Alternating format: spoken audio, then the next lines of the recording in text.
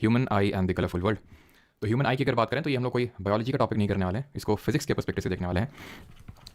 और इस चैप्टर में काफ़ी इंपॉर्टेंट चीज़ें हम लोग पढ़ने वाले हैं, जैसे कि ह्यूमन आई का स्ट्रक्चर देखेंगे, उसके कुछ डिफेक्ट्स देखेंगे जैसे कि myopia, hypermetropia, presbyopia, glaucoma, trachoma, जिससे सीजीएल में इसमें क्वेश्चन भी पूछा गया। देन उसके बाद हम देखेंगे कि जो हमारे एटमॉस्फेरिक रिफ्रैक्शन होता है, कल हम लोगों ने रिफ्रैक्शन और रिफ्लेक्शन पढ़ा था, आज इसको एक्चुअल में देखेंगे कि हमारे एटमॉस्फेयर में किस तरह से रिफ्रैक्शन यानी कि अपवर्तन और रिफ्लेक्शन यानी कि परावर्तन होता है। साथ ही साथ यहाँ पे हम डिस्पर्जन भी पढ़ने वाले हैं। तो डू नॉट कंसिडर कि बस आंख के स्ट्रक्चर के बारे में पढ़ेंगे, बहुत सारी चीज़ें पढ़ेंगे, बिकॉज यहाँ पे कलरफुल वर्ल्ड भी लिखा हुआ है। एक बार कंफर्म कर दें कि मेरी वॉइस प्रॉपर है कि नहीं, देन हम लोग स्टार्ट करते हैं। और आज का लेक्चर अगर मैं बात करूँ तो कल वाले से ज़्यादा इंपॉर्टेंट है, बिकॉज आज एप्लीकेशन वाला पार्ट है, ठीक है। और बाकी फिर आज हम लोग को क्वेश्चंस भी करने हैं, आज वाले लेक्चर के तो करेंगे human I and the colourful world के, और कल का जो लेक्चर हुआ था रिफ्लेक्शन और रिफ्रैक्शन, उसके भी हम लोगों ने क्वेश्चंस नहीं किए थे, तो उसके भी क्वेश्चंस हम लोग यहाँ पे करने वाले हैं। राइट, गुड इवनिंग सभी को, अखिल, शिवानी, सोनम, ट्रैविस, शिवांगी, रिया, गुड इवनिंग सभी को। हेलो थॉर हिटलर का दाम, बेटा हिटलर के दामाद तुम कल कुछ बोल रहे थे ना क्लास के आखिर में, क्लास खत्म कर दी थी इसलिए तुम्हें जवाब दे नहीं पाए थे हम, लेकिन मैं सोच रखा तुम्हें जवाब देंगे, लेकिन वो लास्ट में देंगे, ठीक है। तो चलो अभी शुरू करते हैं human I and the colourful world, ठीक है। तो सबसे पहले तो ये स्ट्रक्चर है हमारी आई का। अब इस स्ट्रक्चर में हम लोग सारी चीज़ें देखने वाले हैं कि स्ट्रक्चर में क्या चीज़ें कहाँ पे हैं और उनका फंक्शन क्या है। आई अगेन रिपीट, इसको मैं बायोलॉजी पर्सपेक्टिव से बहुत ज़्यादा डीप में करने की जरूरत नहीं है सारी चीज़ें, लेकिन जितना हमारी नीड है इन दी फिजिक्स वो हम लोग को यहाँ पे करना है। तो सबसे पहले यहाँ पे हम मार्किंग करते हैं और उसके बाद देखते हैं कि किस चीज़ का क्या फंक्शन है। ऑलराइट, चलिए तो सबसे पहले बाहर से स्टार्ट करते हैं। अब ये सबसे पहले आई का फंक्शन क्या होता है वही समझ लेते हैं। आई को पढ़ने से पहले इसका फंक्शन क्या होता है। तो इसका फंक्शन होता है इमेज क्लिक करना, पिक्चर क्लिक करना। फोटो आपने वो देखा, कैमरा पिक्चर क्लिक करता है, वही काम करना इसका इमेज क्लिक या फिर इमेज आप फॉर्मेशन भी बोल सकते हो। बट आपको हैरानी होगी ये सुन के कि आपकी जो आंख है वो देखती नहीं है, वो सिर्फ पिक्चर क्लिक करती है, देखने का काम कोई और करता है। वो कैसे करता है वो भी हम देखने वाले हैं, ठीक है। तो चलिए स्टार्ट करते हैं। सबसे पहले बाहर से स्टार्ट करते हैं। ये जो आप यहाँ पे पर्टिकुलर पार्ट देख रहे हैं आई का, जो सबसे बाहर है, सबसे आउटर पार्ट है, इसको बोलते हैं कॉर्निया। एक एक करके इनके फंक्शंस भी लिखते चलते हैं, ठीक है। सबसे पहले हमारा यहाँ पे cornea, cornea it is the outer most part, ठीक है। आउटर मोस्ट पार्ट होता है ये हमारे पूरी आई का। सबसे पहले जो लाइट रे एंटर करती है ना, वो कॉर्निया से ही हाय बोल के एंटर करती है कि एंटर कर जाए क्या। तो कॉर्निया जो है थोड़ा बहुत लाइट का रिफ्रैक्शन यानी कि अपवर्तन भी करता है। रिफ्रैक्शन तो हम लोगों ने पढ़ा था, रिफ्रैक्शन का मतलब क्या है, जहां पे लाइट रे जो है वो बेंड कर जाती है, इधर टुवर्ड्स द नॉर्मल और away from the normal. Comment में आपको बताना है, अगर लाइट रे डेंसर से रेयर मीडियम में एंटर कर रही है तो इट विल बेंड टुवर्ड्स और away from the normal. And जब हम बात करते हैं आई डोनेशन की, नेत्रदान की, तो कॉर्निया ही डोनेट किया जाता है। पूरी की पूरी आंख निकाल के फिट नहीं कर दी जाती है। कॉर्निया वो पार्ट है जिसको कि आई डोनेशन में डोनेट किया जाता है। देन यहां पे कॉर्निया के बाद आपको कुछ इस तरह का ये जो यहां पे स्ट्रक्चर दिख रहा है, एक तरह का ये फ्लूइड भरा हुआ है। इस फ्लूइड को बोलते हैं एक्वस ह्यूमर। एक्वस ह्यूमर, इसका फंक्शन बहुत ज्यादा इंपॉर्टेंट नहीं है, लेकिन फिर भी हम लोग पढ़ेंगे अगर बाई चांस आ गया तो, ठीक है। तो एक्वस ह्यूमर का फंक्शन क्या होता है। एक्वस ह्यूमर तो मल्टीपल फंक्शन होते हैं। पहली बात तो ये लिक्विड है, ये एक लिक्विड है।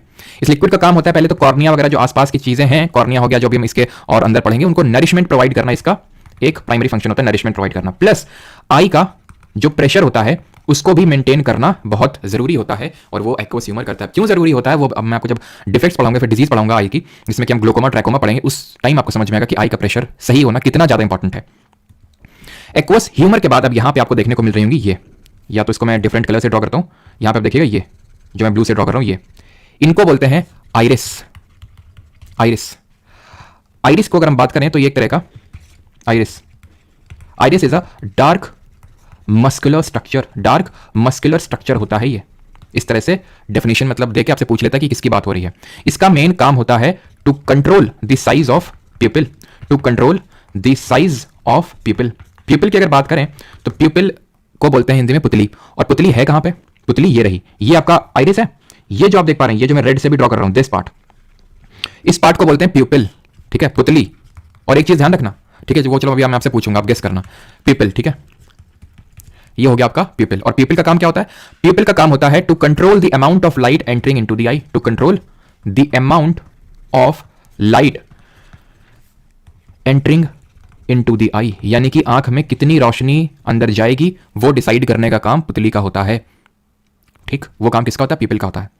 और इसको कौन रेगुलेट कर रहा है, आइरिस कर रहा है। थोड़ा मैं समझाता हूं इसको। जैसे आपने ऑब्जर्व किया होगा कि आप अगर एकदम उजाले से, धूप से, अगर आप एक डार्क रूम में, लिटिल बिट डार्क रूम में, कंप्लीटली डार्क भी नहीं है फिर भी मान लेते हैं लिटिल बिट डार्क है, उसमें अगर आप जाओगे तो बिल्कुल नहीं दिखेगा, बिल्कुल नहीं दिखेगा। लेकिन नॉर्मल केस में ऐसा नहीं होता, आप रात में भी कोई लाइट नहीं होती फिर भी आप देख पाते हो थोड़ा बहुत, ठीक है, फिर भी आप थोड़ा बहुत देख पाते हो, जबकि कंप्लीट डार्कनेस होती है फिर भी। लेकिन जब आप मान लो एकदम अंधेरे से, मतलब एकदम उजेले से आते हो, एकदम अंधेरे में जाते हो, तो क्या होता है, आपको दिखता नहीं। उसका रीजन क्या है, उसका रीजन ये है ये हमारी आइरिस है और ये पिपिल है, ठीक है। अब ये करते हैं amount of light entering into the eye को कंट्रोल। कैसे? जैसे बहुत ज्यादा एटमॉस्फेयर में लाइट बहुत ज्यादा है तो वो क्या करता है, आइरिस जो है पिपिल को छोटा कर देता है, सो दैट ये दरवाजा है एक तरह का, ये पिपिल जो दरवाजा है तो आइरिस दरवाजे को कम खोलता है, कम खोलेगा तो कम अमाउंट ऑफ लाइट एंटर करेगी, सो दैट लाइट जो आई है हमारी उसको कुछ हार्म ना हो, कुछ दिक्कत ना हो, नहीं ज्यादा लाइट एंटर करेगी तो हार्म होगा वो, ठीक है। तो उसको वो क्या करता है, छोटा कर देता है, उस दरवाजे को कम खोलता है। जब मान लो कि बहुत अंधेला सा होता है, जब बहुत अंधेला सा होता है तो ज्यादा लाइट की आवश्यकता होती है, तो अपने हिसाब से ही वो कंट्रोल कर लेता है, डायलेट कर देता है पिपिल को, पुतली को डायलेट कर देता है, मतलब फैला देता है, तो जो थोड़ी बहुत लाइट है एटमॉस्फेयर में पूरी एंटर करती है। इसी वजह से आपके पीपल का स्ट्रक्चर कुछ इस तरह से होता है, अगर आप बहुत ज्यादा उजाले बहुत ज्यादा धूप में इस तरह से, अभी एकदम से आप चले गए कहां पे, नॉर्मल डार्क और लिटिल बिट डार्क रूम में, तो पीपल का साइज क्योंकि छोटा है अभी, तो थोड़ी बहुत जो लाइट एंटर करनी चाहिए वो भी नहीं कर रही है अब, इसलिए एकदम आपसे आपको अंधेला देखने को मिलता है, क्योंकि पीपल का जो साइज है वो बढ़ता घटता रहता है। कमेंट में मुझे वो स्टूडेंट्स बताएंगे जो पुराने बैच वाले जिन्होंने बायोलॉजी पढ़ रखी है कि आइरिस किस तरह की मसल होगी, वॉलंटरी या फिर इनवॉलंटरी, जल्दी से बताइए। और अब मैं आपसे सभी से क्वेश्चन पूछता हूं, पहला वाला क्वेश्चन तो सिर्फ उनके लिए था जिन्होंने बायोलॉजी पढ़ रखी है मेरे से, दूसरा क्वेश्चन सबके लिए है कि कौन कॉर्निया आइरिस, तीन ऑप्शन है कॉर्निया आइरिस और पिपिल। चलो अभी इसको छोड़ देते हैं, अभी सारी चीजें पढ़ा देंगे तब क्वेश्चन पूछेंगे तो ज्यादा कंफ्यूजन क्रिएट होगा, ज्यादा कंफ्यूजन क्रिएट होगा तो लंबे समय तक याद रहेगा, है कि नहीं। अब आगे बढ़ते हैं। अब आपको एक बड़ा सा स्ट्रक्चर देखने को मिल रहा है, ये व्हाइटिश कलर का, ये क्या है, ये आई का लेंस है। और कमेंट में ये बताइए किस तरह का लेंस है, क्योंकि कल हम लोगों ने लेंस पढ़ा था, दो तरह के लेंस मैंने पढ़ाए थे, अवतल और उत्तल, यानी कॉनकेव और कॉन्वेक्स, तो किस तरह का लेंस है ये आप बताएंगे।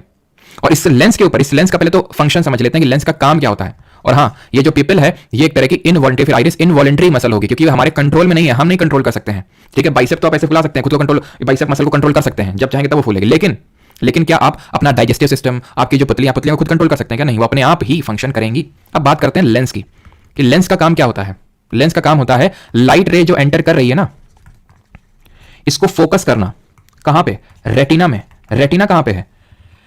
ये जो इस तरह का येलो कलर का आप स्ट्रक्चर देख पा रहे हैं, ये जो है इसको बोलते हैं रेटिना, और रेटिना में ही इमेज बनती है, इसी में ही इमेज का फॉर्मेशन होता है। तो लेंस का काम आप समझ गए कि लाइट रे को फोकस करना। कैसे लाइट रे को फोकस करती है? जैसे कि यहां पे मैं इसका यूज करता हूं, यहां से लाइट रे आई, ठीक है, ये लाइट रे आई, ये लाइट रे आई, थोड़ा बहुत तो कॉर्निया में ही रिफ्रैक्शन हो चुका होगा, बाकी का रिफ्रैक्शन इस तरह से होकर यहां पे बन जाएगा आपका क्या, इमेज का फॉर्मेशन हो जाएगा। क्लियर है? तो लेंस कर क्या रहा है? लेंस रेज को जो आ रही है उसको फोकस करने का काम कर रहा है रेटिना पे, जिससे कि इमेज बन पा रही है। सिर्फ इमेज बनी है, अभी हमने चीजों को देखा नहीं है अभी तक। लेंस समझ गए आप कि लाइट रे को फोकस करता है किस पे? रेटिना पे। और रेटिना की बात करें तो spot where the image is formed, spot where image is formed, image is formed. अब एक ब्लाइंड स्पॉट भी नाम सुनोगे आप कहीं कहीं पे, कि आई में एक ब्लाइंड स्पॉट होता है और उस ब्लाइंड स्पॉट में कोई इमेज का फॉर्मेशन नहीं होता है। वो ब्लाइंड स्पॉट वो स्पॉट होता है जहां पे ऑप्टिक नर्व्स, जहां पे ऑप्टिक नर्व्स, अब ऑप्टिक नर्व्स कहां पे, व्हाइट ले लें, ठीक है। ये जो आप ये देख पा रहे हैं ना, ये चीज, ये है ऑप्टिक नर्व्स। इनको हिंदी में क्या बोलते हैं? इनको हिंदी में बोलेंगे ऑप्टिक तंत्रिकाएं। ये है ऑप्टिक तंत्रिकाएं, और ये जो तंत्रिकाएं जहां पे इससे रेटिना से मिलती हैं वहां पे कोई इमेज का फॉर्मेशन नहीं होता, उसको ब्लाइंड स्पॉट बोलते हैं। तो आप इसको बोल सकते हो जहां पे optic nerves, where optic nerves meet retina, ठीक। अब ये जो रेटिना है ना, एक और फंक्शन परफॉर्म करता है, ये करता है कि ऑप्टिकल एनर्जी को, एनर्जी का कन्वर्जन तो हम देखे ही थे पहले कि एनर्जी जो है वन फॉर्म से दूसरे फॉर्म में कन्वर्ट होती है, क्योंकि एनर्जी हमेशा कंजर्व रहती है, कि energy is always conserve, it can be converted from one form to another, but इसको डिस्ट्रॉय क्रिएट नहीं किया जा सकता। तो ऑप्टिकल एनर्जी कन्वर्ट होती है इलेक्ट्रिकल यानी विद्युत ऊर्जा में कन्वर्ट होती है। ऑप्टिकल एनर्जी मतलब लाइट एनर्जी एक तरह से, तो ये इलेक्ट्रिकल एनर्जी में कन्वर्ट करता है। और जब इलेक्ट्रिकल एनर्जी में कन्वर्ट कर देता है ना रेटिना, तो ये ऑप्टिक नर्व्स बैठी हुई है, इसलिए कि तुम इलेक्ट्रिकल एनर्जी में इसको कन्वर्ट करो और हम सीधा, ये ब्रेन से कनेक्टेड है, ये जो है ऑप्टिक नर्व्स ब्रेन से कनेक्टेड है, और it is actually the brain which sees the objects, not the eye. और ये सिग्नल्स पहुंचाने का काम होता है ऑप्टिक नर्व्स का, ठीक है। तो ऑप्टिक नर्व्स भी आप समझिए, ऑप्टिक नर्व्स का फंक्शन क्या होता है कि ये जो भी इमेज पिक्चर क्लिक हुई है रेटिना पे, उसको ट्रांसफर करेंगे ब्रेन को, और ब्रेन देख के जो है दिल की धड़कनें बढ़ा देगा, है कि नहीं या फिर दिल की धड़कनें मतलब डर के मारे, ठीक है। तो यहां पे अगर बात करें तो लेंस आप समझ गए, कॉर्निया, पिपिल सब कुछ समझ गए, लेकिन एक चीज अभी छूट रही है, एंड दैट इज ये जो यहां पे आप देख पा रहे हैं, इसको बोलते हैं सीलियरी मसल्स, यानी कि सीलियरी मांसपेशियां, सीलियरी मसल्स। ये जो आप यहां पे देख पा रहे हैं, मैं व्हाइट से ड्रॉ करता हूं, दोनों ये जो लेंस से कनेक्टेड है, ये पार्ट, ये वाला पार्ट, इसको बोलते हैं सीलियरी मसल। इनका वैसे ही फंक्शन है जैसे आइरिस प्यूपिल को कंट्रोल करता है उसके साइज को डायलेट और वो करके, उसी तरह सीलियरी मसल्स लेंस को कंट्रोल करते हैं। अब जैसे कि सीलियरी मसल एकदम टाइट हो जाए, खिंच जाए, तो लेंस पतला हो जाएगा, सीलियरी मसल रिलैक्स हो जाए, रिलैक्स हो जाए, ठीक है। डीप ब्रीथ ले लें इस तरह से, तो क्या होगा, लेंस इस तरह से मोटा हो जाएगा, इतना भी गोल नहीं होगा, लेकिन हाँ नॉर्मल के कंपैरिजन में थोड़ा सा रिलैक्स हो जाएगा, तो ठीक हो जाएगा। एंड इसी चीज को बोलते हैं power of accommodation. What is this power of accommodation? जैसे कि आप में से काफी लोग लेंस का यूज करते होंगे, मतलब कि स्पेक्स लगाते होंगे विद सर्टेन पावर, ठीक। नहीं भी लगाते होंगे तो इतना तो पता होगा वो लगाते किस लिए, सो दैट प्रॉपर दिखे। कुछ लोगों का पास का नहीं दिखता है, कुछ लोगों को दूर का नहीं दिखता है। ज्यादातर जो अभी आप में से जितने लोग लगा रहे हैं, ज्यादातर 99% 100% सबको दूर का नहीं दिखता होगा, पास का दिखता होगा, है ना। तो ऐसा तो वो ठीक है, जो हमारे पास जो लगा हुआ है लेंस, तो उसका कुछ वो होता है ना कि पावर होता है कि पावर हमारा ये है, पावर ये है, पावर वो है, ठीक है। वो पावर क्या आप चेंज कर सकते हो? नहीं कर सकते हो ना। लेंस का जो पावर फिक्स हो गया सो फिक्स हो गया, लेकिन जो हमारी आई है ना, ये जो आई आंख, ये बहुत ही एक अच्छा एक बोल सकते हैं कि हमें ऑर्गन मिल रखा है। आई जो है अपना फोकल लेंथ चेंज कर लेता है। आई का जो लेंस है वो अपनी फोकल लेंथ को चेंज कर लेता है सिचुएशन के अकॉर्डिंग। कैसे, मैं दिखाता हूं आपको। जैसे ये लेंस है, ये भी वही सेम लेंस ही है, ठीक है। कोई ऑब्जेक्ट यहां पे रखा हुआ है, जैसे मैं अभी लैपटॉप पे आपको पढ़ा रहा हूं, ठीक है, मेरे सामने लैपटॉप रखा हुआ है। अब लैपटॉप तो कितनी डिस्टेंस पे होगा, ज्यादा से ज्यादा ये होगा 30 सेंटीमीटर के डिस्टेंस पे, ठीक है। और एक मान लेते हैं कि अगर यहां पे कोई बहुत दूर, जैसे कि फॉर एग्जांपल मैं देख रहा हूं, ठीक है, दूसरी छत पे अपने दोस्त को, ठीक है। जैसे आपका एग्जांपल ले लेते हैं कि आप जैसे अभी मोबाइल स्क्रीन में वो देख रहे हैं, ठीक है, और आप फिर उसके बाद जो है छत में जाएंगे, दूसरी छत में जो है अपने दोस्त से बातचीत करेंगे। तो दूसरी छत मतलब हो सकता है वो बहुत दूर, बस सिर्फ आप देखने का ही काम कर रहे हैं, तो है तो दूर ना। तो ये होता क्या है कि एक केस में तो पास में है और दूसरी केस में यहाँ पे बहुत दूर में, ठीक है। और इसको फोकस कहां पे करना है, फोकस सर रेटिना पे करना है, यानी कि इमेज की डिस्टेंस फिक्स्ड है सर, इमेज की डिस्टेंस फिक्स्ड है। लेंस फॉर्मूला याद आ रहा है, mirror formula 1/v + 1/u = 1/f, और लेंस फॉर्मूला में बीच में माइनस लगा था। इमेज डिस्टेंस फिक्स हो गई है, ऑब्जेक्ट डिस्टेंस चेंज हो रही है, तो इसको तो चेंज होना ही पड़ेगा ना। ये फिक्स है और ये चेंज हो रहा है, तो इसको तो चेंज होना ही पड़ेगा, यानी कि जो आपकी फोकल लेंथ है लेंस की वो चेंज होगी। जब पास में होगा ऑब्जेक्ट तो अलग होगी, इसको थोड़ा सा क्या करना पड़ेगा।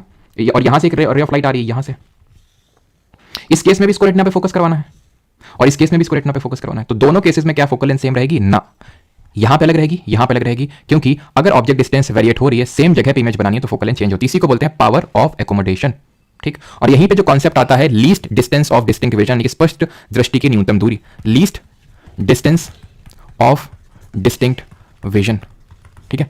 Least distance of distinct vision यानी स्पष्ट दूरी की न्यूनतम दूरी, मतलब स्पष्ट दृष्टि की न्यूनतम दूरी। ये है क्या, तो ये वो एक डिस्टेंस है। जब साउंड पढ़ रहे थे तो एको पढ़ाया था, रिफ्लेक्शन ऑफ साउंड, उसमें बताया था कि अगर डिस्टिंक्ट एको सुनना है तो जहां से साउंड निकल रही है और जहां से साउंड रिफ्लेक्ट हो रही है, दोनों के बीच की डिस्टेंस 17.2 मीटर होनी चाहिए। उसी तरह एक डिस्टेंस है इस पर्टिकुलर टॉपिक में कि 25 सेंटीमीटर की एटलीस्ट डिस्टेंस होनी चाहिए अगर आप किसी ऑब्जेक्ट को क्लियरली देखना चाहते हैं। तो आप कितनी भी दूरी का देख सकते हैं, इनफाइनाइट डिस्टेंस पे कोई ऑब्जेक्ट, आप तारे तक देख सकते हैं इनफाइनाइट डिस्टेंस पे। लेकिन अगर क्लियरली देखना है, सबसे नजदीक में अगर मैं बात करूं, इनफाइनाइट का भी क्लियर दिखेगा, अगर आपकी आंख अच्छी खासी है, कोई दिक्कत नहीं उसमें, तो इनफाइनाइट का भी क्लियर दिखेगा। लेकिन अगर आपको पास में, अगर मैं बोलूं कि सबसे नजदीक कितना क्लियर हम देख सकते हैं, 25 सेंटीमीटर, आप बोलेंगे कि क्या मतलब 25 सेंटीमीटर क्या पास लाने में क्या दिखता नहीं, क्या बिल्कुल दिखता है। हम तो 25 सेंटीमीटर से नजदीक रख के मोबाइल चलाते हैं, इसमें क्या है। लेकिन अगर आप 25 सेंटीमीटर से नजदीक रख के कोई भी चीज करेंगे, कोई भी ऑब्जेक्ट चलाएंगे, फोन चलाएंगे, कुछ भी, ठीक है, तो उस केस में आपकी आई पे स्ट्रेन पड़ेगा। अगर आपको आई हेल्दी रखनी है कि आपको क्लियरली देखना है without giving strain to your eye, तो दिस इज 25 सेंटीमीटर। नहीं समझ में आ रहा तो रट्टा मारो जिंदाबाद की least distance of distinct vision कितना होता है, 25 सेंटीमीटर होता है, बात खत्म, ठीक। अब यहां पे मैं आपको ये चीज बता रहा था फोकल लेंथ को चेंज करना, तो ये फोकल लेंथ को चेंज करने का काम किसका होगा, सिलियरी मसल्स का होता है। फोकल लेंथ को चेंज करने का काम क्लियर हो गया। तो फोकल लेंथ चेंज करने का काम होता है सिलियरी मसल्स का। यहां तक किसी कोई डाउट हो तो पूछ लो, नहीं तो फिर बढ़ते हैं आई के जो डिफेक्ट्स हैं उनकी तरफ। क्लियर, यहां तक आई होप सबको सारी चीजें क्लियर हो गई होंगी। किसी कोई डाउट है तो पूछ ले, नहीं तो फिर हम बढ़ेंगे डिफेक्ट्स ऑफ आई की, हमारी आई में क्या क्या डिफेक्ट्स हो जाते हैं जिसकी वजह से काफी हमें दिक्कतें हो जाती हैं। कलर ब्लाइंडनेस जो होता है वो हेरिडिटरी होता है, उस पर भी अभी आएंगे।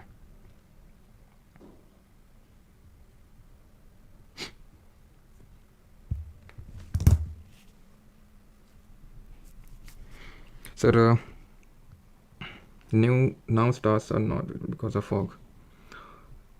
येलो स्पॉट पे परफेक्ट इमेज बनती है, ब्लाइंड स्पॉट पे कोई इमेज नहीं बनती है।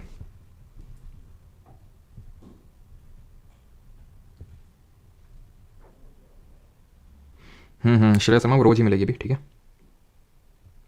अरे ठीक है भाई, अंधेला होता है हमारे कान पर में, अंधेला नहीं बोलते, अंधेरा ही बोलते हैं हमारे यहाँ पे, ठीक है। अंधेला नहीं बोलते हैं हमारे यहाँ। तो डिफेक्ट्स ऑफ आई पे आते हैं।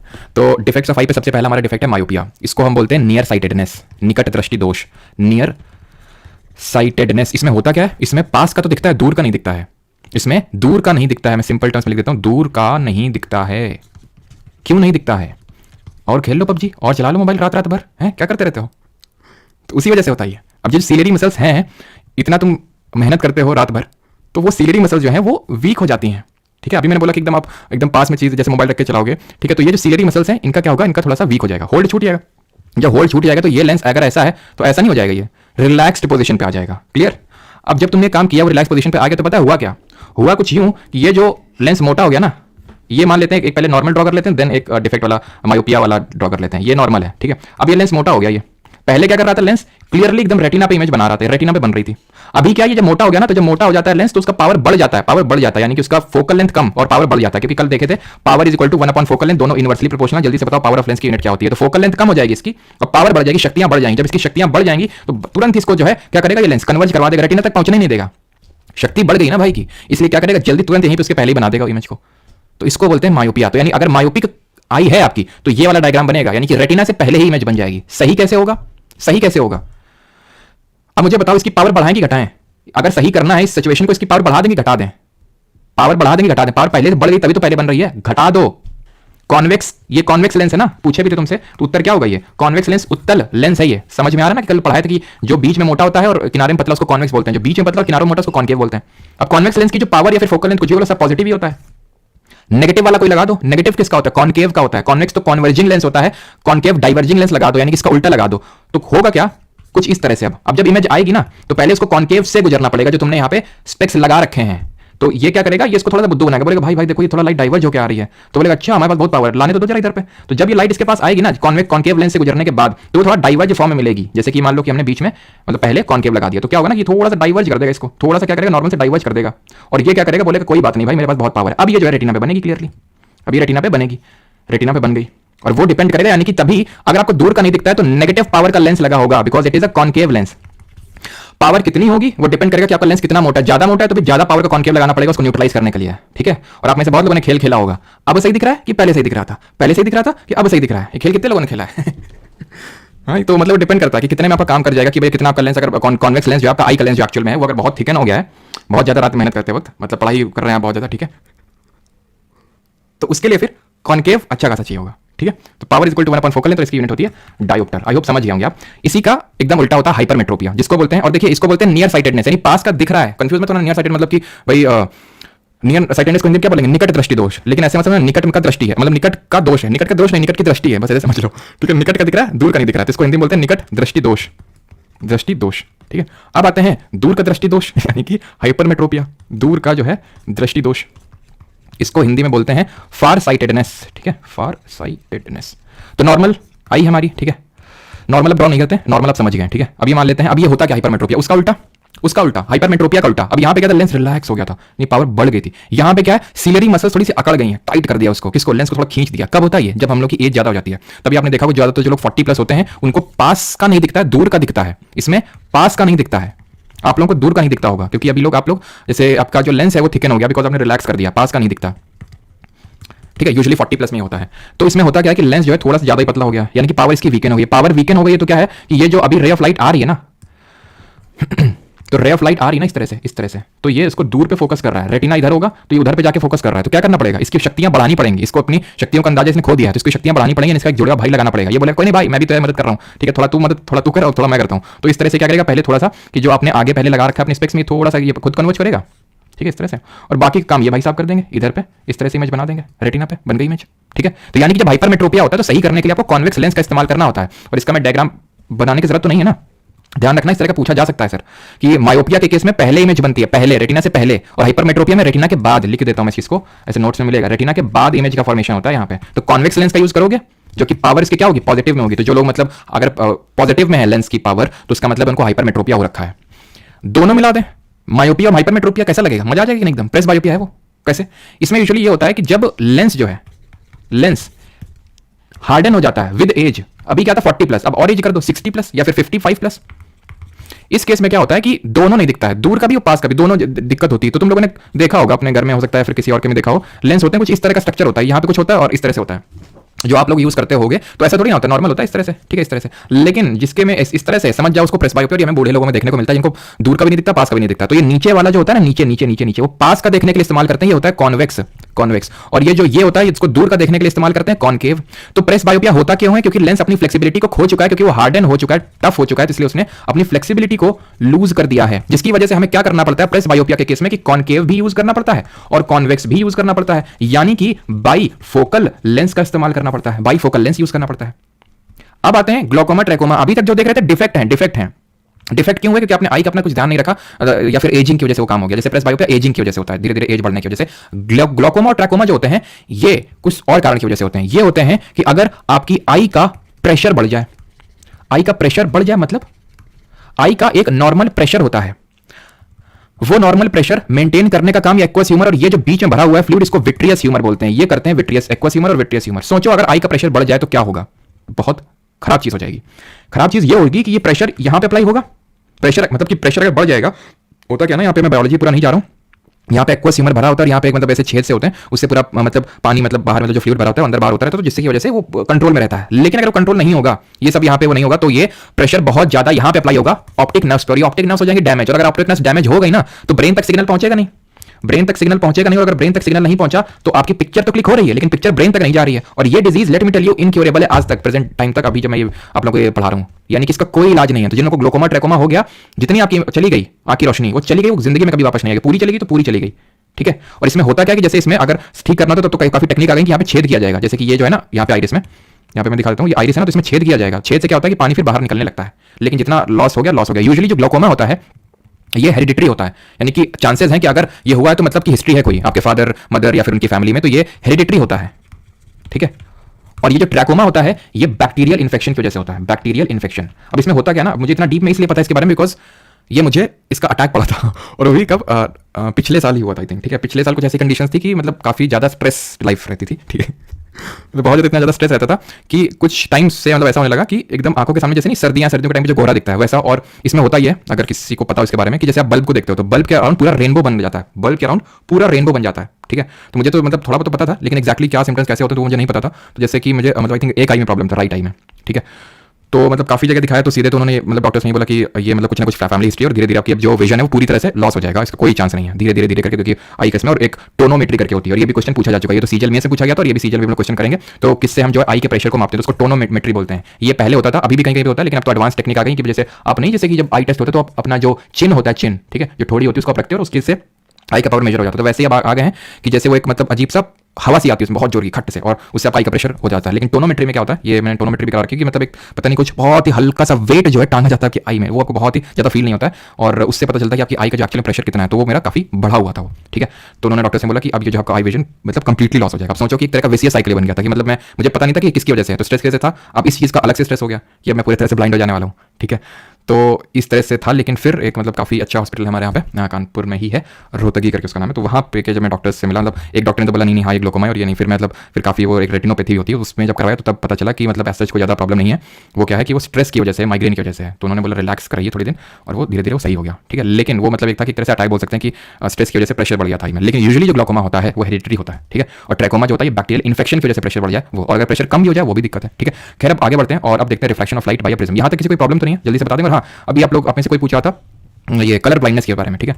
तो कलर ब्लाइंडनेस ये भी आपकी हेरिडिटरी होती है, ठीक है। और ये मतलब काफी अभिशाप होता है एक तरह से जो गवर्नमेंट जॉब के स्टूडेंट्स देखते हैं और जो मतलब डिफेंस वगैरह में जाना चाहते हैं, बिकॉज कलर ब्लाइंडनेस बिल्कुल ही प्रोहिबिटेड है, ठीक है। तो कलर ब्लाइंडनेस वो होता है जहां पे आप कलर्स के बीच में डिस्टिंग्विश नहीं कर पाते हो। जैसे कि हो ना, आप एक बुक होती है तो उसमें डिफरेंट सारे कलर्स होते हैं और उसमें कोई नंबर लिखा होगा जैसे 28, तो अगर आप कलर ब्लाइंड है तो आप नहीं पहचान पाएंगे वो नंबर को। तो कलर ब्लाइंडनेस में ये होता है कि एक्चुअल में जो रेटिना होता है, रेटिना वो दो तरह की सेल्स से मिलकर बना होता है। एक तो होती है रॉड सेल्स और एक होती है cone cells, rod sales and cone cells. तो कोन सेल्स जो होते हैं वो कलर के लिए रिस्पॉन्सिबल होते हैं, जो कलर वगैरह हम पहचान पाते हैं। तो कोन सेल्स जो है वो नहीं होती हैं, क्योंकि वो जो जीन है जो कोन सेल प्रोवाइड मतलब कोन सेल रखता है वो नहीं पास हो पाता है, बिकॉज आपके फादर मदर के पास भी नहीं था, इसलिए। तो कोन सेल ना होने की वजह से ये चीज होती है कि आप कलर ब्लाइंड हो जाते हैं, ठीक है। क्लियर है? सर स्ट्रेस है तो एरिया इंटू कर दो। अब कैसे ठीक हुआ ये सब सर? जब ये चीज़ का रियलाइजेशन हुआ ना कि किसकी वजह से हो रहा है, तो थोड़े टाइम तक रिलैक्स थोड़ा किया, ठीक है।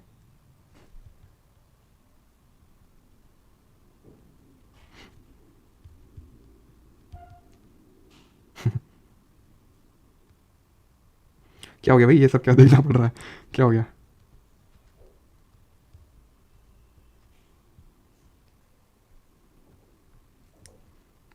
अभी आपका अभी तो सही है, वो उसी टाइम हुआ था, ठीक है, जब से उस चीज़ का पता चला तब से एकदम बिंदास। रिफ्लेक्शन पे आते हैं, ठीक है। रिफ्लेक्शन यानी कि अपवर्तन पढ़ेंगे आप यहाँ पे, और अब जो है चीज़ें काफ़ी इंटरेस्टिंग होने वाली हैं। तो लेट मी टेल यू कि अपनी कुर्सियों की पेटियां जो है आराम से खोल के बैठो, क्यों इतना स्ट्रेस लेना, ठीक है। नहीं नहीं बेटा, वो सारी वजह नहीं थी, ठीक है। चलो हाँ, तो धन्यवाद आप लोगों की उसके लिए, ठीक है। तो रिफ्लेक्शन पे आते हैं। प्रिज्म, तो प्रिज्म तो सभी ने देखा होगा ना, प्रिज्म नहीं देखा तो ये देख लो, ये ठीक है। प्रिज्म ये होता है प्रिज्म। तो प्रिज्म क्या होता है, जब हम प्रिज्म से न्यूटन जी ने एक्सपेरिमेंट किया है, ठीक है। पहले तो उन्होंने ये चीज़ को ऑब्जर्व किया कि जब हम प्रिज्म से लाइट पास करवा रहे हैं तो उसमें डेविएशन देखने को मिल रहा है। जैसे कि मान लो ये मैंने लाइट पास करवाई, ठीक है। अब इसमें मैं नॉर्मल ड्रॉ करूंगा। नॉर्मल कैसे ड्रॉ करते हैं? परपेंडिकुलरली ड्रॉ करते हैं। मतलब इतना लोड मत लेना कि नॉर्मल कैसे, ये सब कुछ नहीं होता, इसमें से कुछ क्वेश्चन नहीं बनेगा, बस थोड़ा समझ लो इसे, ठीक है। तो नॉर्मल सरफेस के परपेंडिकुलरली बनेगा। अब मुझे बताओ, अब ये जो रे ऑफ लाइट है towards the normal, away from the normal, या फिर सीधे निकल जाएगी? बताइए जल्दी से, कैसे जाएगी अभी? सीधा टुवर्ड्स या फिर अवे फ्रॉम द नॉर्मल? तो जाना तो चाहिए इसको ऐसे, ठीक है, उसको मैं रेड से ड्रॉ कर देता हूँ। जाना तो चाहिए ऐसे, लेकिन बिकॉज ये रेयर मीडियम से डेंसर मीडियम से, भैया ग्लास का बना हुआ है, ग्लास का हमने देखा था ना ज्यादा होता है रिफ्रैक्टिव इंडेक्स अपवर्तनांक एयर से, तो इस वजह से ये जो रे ऑफ लाइट है ये कुछ बेंड हो जाएगी टुवर्ड्स द नॉर्मल, ठीक है, कुछ इस तरह से इसकी बेंडिंग होगी, ठीक है, जाना चाहिए था सीधा लेकिन नॉर्मल से पास होकर जाएगी। अब ये हो गया डेंसर मीडियम, ये हो गया रेयर मीडियम। अब यहाँ पे मैं फिर से एक नॉर्मल ड्रॉ कर देता हूँ, नॉर्मल कुछ इस तरह से ड्रॉ होगा, ठीक है, और अब ये किस तरह से रे ऑफ लाइट निकलेगी, अब ये रे ऑफ लाइट निकलेगी कुछ इस तरह से अवे फ्रॉम द नॉर्मल, जाना चाहिए था ऐसे लेकिन नॉर्मल से रूट के निकलेगी, उससे दूर निकलेगी, तो यानी कि रे ऑफ लाइट एक्चुअल में ऐसे निकलनी चाहिए थी, या फिर रे ऑफ लाइट अगर मान लो कि ठीक है ऐसे निकलनी चाहिए था, तो ये एक तरह का डेविएशन हो गया, इसको बोलते हैं angle of deviation, angle of deviation. Deviation का मतलब है कि अपने पाथ से अपने रास्ते से कितना भटक गई। अब यहां से मैं एक कॉन्सेप्ट इंट्रोड्यूस करना चाहूंगा एंड दैट इज वेवलेंथ यानी तरंग दैर्ध्य का कॉन्सेप्ट, वेवलेंथ यानी कि तरंग दैर्ध्य कॉन्सेप्ट। तो ये चीज को ध्यान रखना, जिसकी जितना ज्यादा वेवलेंथ होगी जिस भी लाइट की, उसका डेविएशन उतना ही कम होगा। यानी कि कई लोग होते हैं थोड़ा सा किसी को देख के डिस्ट्रैक्ट हो जाते हैं, किसी को देख के या फिर कुछ देख के, है ना, कुछ लोगों का बहुत जल्दी वो जाता है डेविएशन हो जाता है, तो यानी आपकी वेवलेंथ कम है फिर अगर डेविएशन ज्यादा हो रहा है तो। और जो सख्त होते हैं है ना, सख्त लौंडा, तो जो सख्त लौंडे होते हैं उनका वेवलेंथ ज्यादा होता है, वो डेविएशन जल्दी जल्दी करते नहीं है।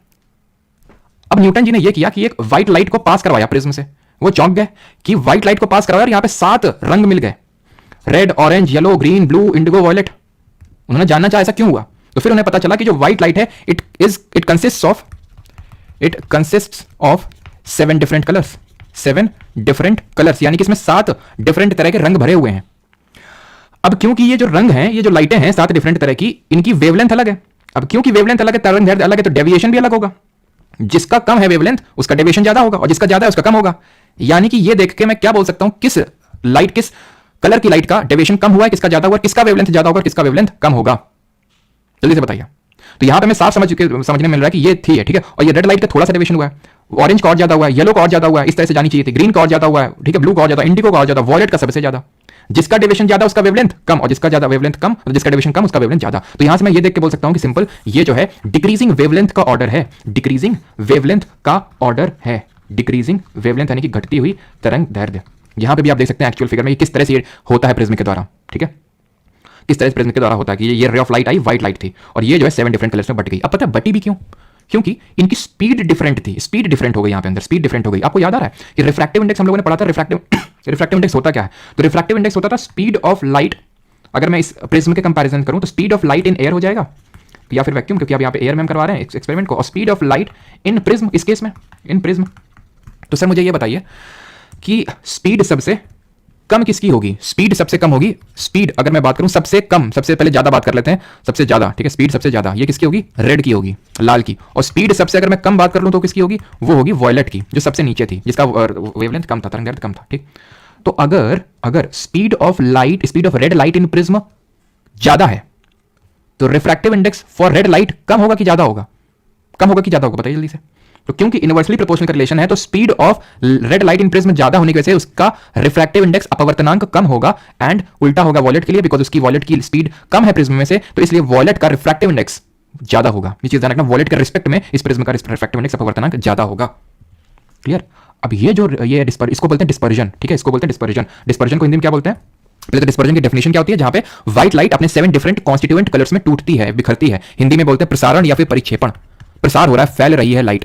ये अब हम देखेंगे जितना आगे आने वाली चीजें हैं, सब एटमॉस्फेयर जो हमारी डे टू डे लाइफ में एक्टिविटीज देखते हैं वो देखने वाले हैं, अब इसमें मजा आने वाला है। डिस्पर्जन, अब देखिए यहां पे डिस्पर्जन होता है, रेनबो जब बनता है ना, रेनबो मतलब इंद्रधनुष, तो उसमें क्या होता है इंद्रधनुष में, यही तो हमें देखने को मिलता है 7 डिफरेंट कलर्स। को कहां से आए, क्योंकि जो हमारे सूरज जी हैं, सन है, वो व्हाइट लाइट फेंक के मारते हैं, लाल और ये सब पीली कुछ नहीं, लाल पीला कुछ नहीं, वो व्हाइट लाइट देते हैं। वो तो क्यों लाल पीला होता है हम आगे पढ़ेंगे अभी। तो जैसे उन्होंने लाइट दी व्हाइट लाइट।